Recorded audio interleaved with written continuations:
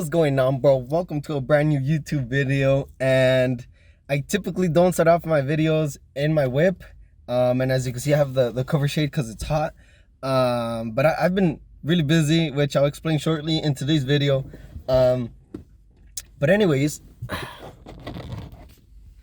so it's been hot, I'll tell you that. And in LA we had like a heat wave just last week, and it was like 3 digits, maybe like 106, close to 110 degrees Fahrenheit, in case you're not from the US.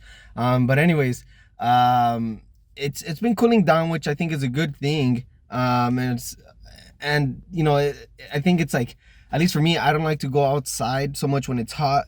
But of course, if you have to go to school, work, or you got to do errands, you have to step out of your house and you got to go in the hot sun, the hot heat waves, to do what you got to do. But anyways, so right now I'm on my lunch break, and something I wanted to talk about is like that social life part where you got to have a work and life balance, whether you only go to work or you only go to school or you do both, or I think those are the only circumstances. But anyways, I think it's very important to have a social life, because from my perspective, I mean, right now I'm vlogging in my lunchtime because I've been really busy.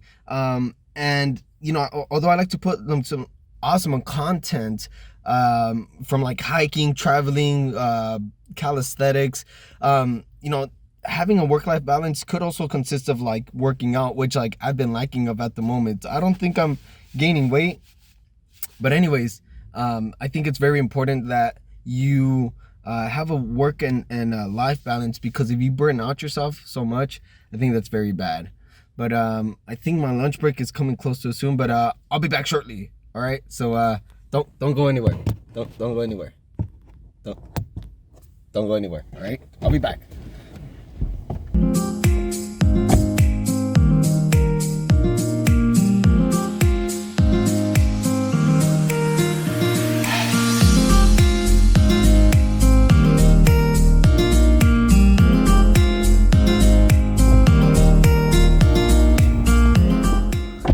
All right, so we are done for the day for work, but then I gotta head out because I gotta do a couple errands.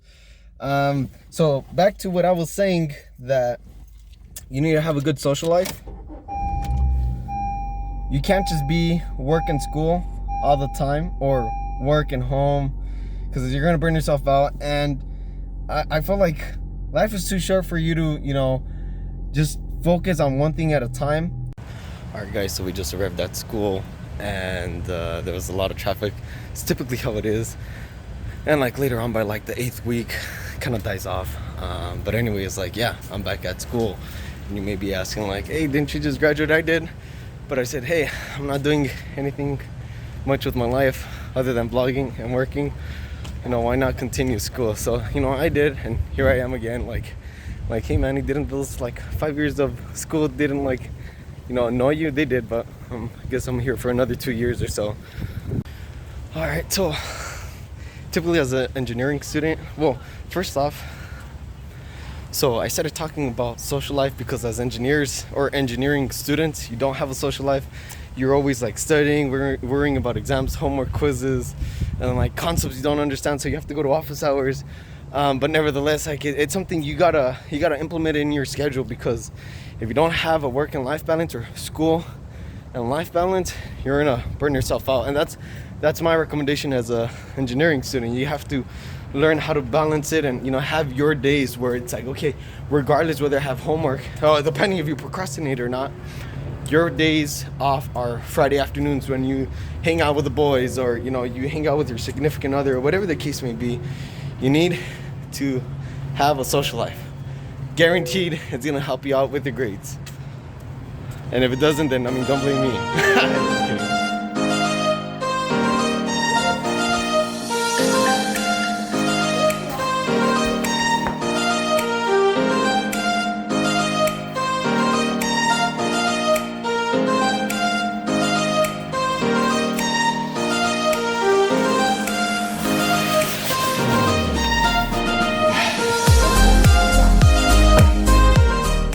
Right, so you still remember Braulio here? Okay, bro, so what's one recommendation you could give to anyone who is considering to get into engineering? I would say know that it's difficult, and you're gonna need to be very disciplined in the field, I guess you could say. I guess one of the things I would have probably done sooner is network and get involved and try to like develop my skills outside of just school. I think that's one of the most important things you could do. All right, so if you had to learn, or if you had to learn a couple of programming languages, looking at it from like an engineering perspective, not so much of a software or computer science, like what program languages would you learn first? Well, for starters, I learned C initially, so I guess it was a tough language to learn. I don't know. If you want something easy, you could go with Python.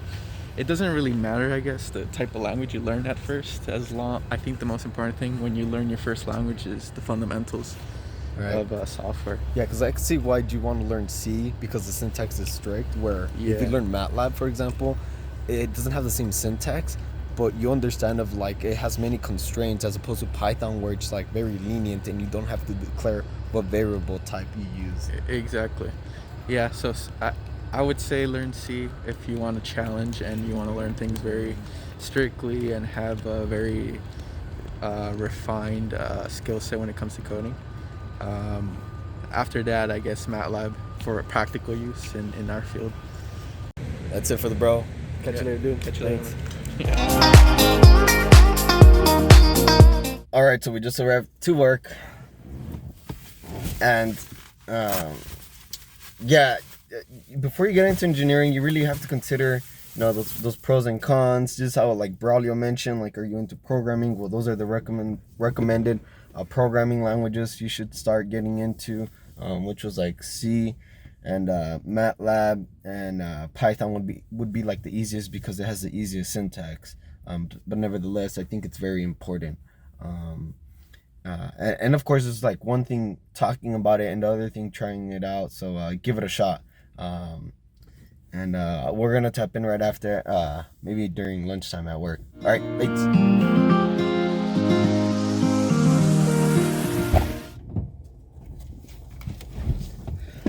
All right, so heading out, done for the day. And so the last thing I want to talk about is that in engineering, generally speaking, you work a lot of hours. The pay is good, but you typically work like 9 hours or more a day. And of course, it just depends on your position, the industry you work in.